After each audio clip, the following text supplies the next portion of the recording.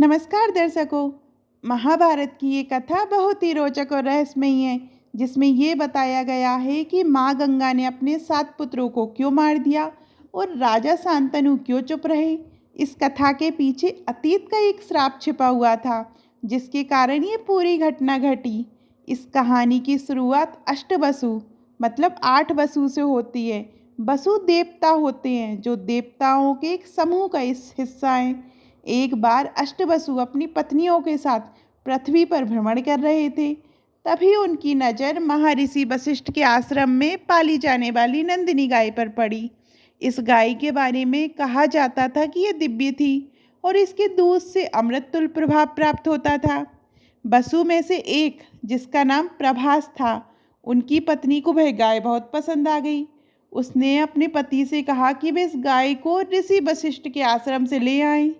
प्रभास ने अपने 7 भाइयों को समझाकर ऋषि वशिष्ठ की गाय को चुरा लिया। जब महर्षि वशिष्ठ को इस चोरी के बारे में पता चला, तो उन्होंने क्रोधित होकर अष्टवसु मतलब 8 वसुओं को शाप दे दिया कि वे मनुष्य योनि में जन्म लेंगे। वसु ऋषि वशिष्ठ से क्षमा मांगने लगे। तब ऋषि ने कहा कि 7 वसु जल्द ही मुक्त हो जाएंगे, लेकिन प्रभास को लंबे समय तक पृथ्वी पर रहना होगा और महान कष्ट सहने होंगे। अष्टवसु इस शाप से बचने के लिए देवी गंगा के पास गए और उनसे प्रार्थना की कि वे उन्हें अपनी संतान के रूप में जन्म दें और शीघ्र ही उन्हें मोक्ष प्रदान करें। गंगा ने उनकी ये प्रार्थना स्वीकार कर ली। इस बीच हस्तिनापुर के राजा शांतनु गंगा के सौंदर्य से मोहित हो गए। उन्होंने गंगा से विवाह का प्रस्ताव रखा। गंगा ने विवाह के लिए एक शर्त रखी, राजन, आप मेरे लिए मेरे किसी भी कार्य में हस्तक्षेप नहीं करेंगे। जो भी मैं करूंगी आप मुझसे कोई प्रश्न नहीं पूछेंगे। यदि आपने ये वचन तोड़ा तो मैं आपको छोड़कर हमेशा के लिए चली जाऊंगी। राजा शांतनु प्रेम में इतने अंधे थे कि उन्होंने बिना कुछ सोचे समझे ये शर्त मान ली और दोनों का विवाह हो गया। गंगा और शांतनु के विवाह के बाद उनके पहले पुत्र का जन्म हुआ। गंगा ने उस नवजात शिशु को गोद में उठाया और उसे गंगा नदी में प्रवाहित कर दिया। राजा शांतनु ये देखकर बहुत दुखी हुए, लेकिन उन्होंने अपनी प्रतिज्ञा को याद कर खुद को रोक लिया। इसके बाद जब भी गंगा को पुत्र रत्न की प्राप्ति होती, वह उसे नदी में बहा देती। इस तरह गंगा ने अपने 7 पुत्रों को गंगा में बहा दिया, जिससे वे 7 वसु अपने उन श्राप से मुक्त हो गए। राजा शांतनु के लिए असहनीय था, लेकिन वह विवश थे, क्योंकि उन्होंने वचन दिया था कि वे गंगा से कोई प्रश्न नहीं करेंगे।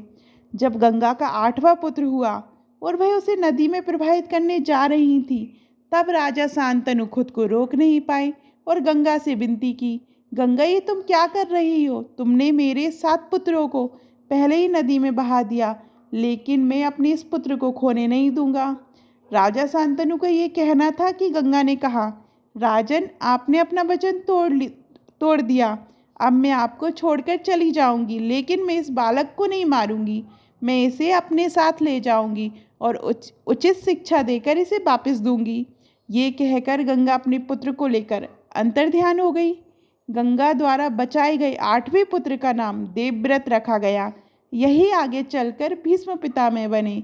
वे वसु प्रभास के अवतार थे और उन्हें वशिष्ठ ऋषि तथा स्वयं गंगा द्वारा शिक्षा प्राप्त हुई थी। जब भीष्म बड़े हुए, तब गंगा उन्हें राजा शांतनु के पास लेकर आई और कहा, ये तुम्हारा पुत्र है, जो महान योद्धा बनेगा और इतिहास में अमर रहेगा।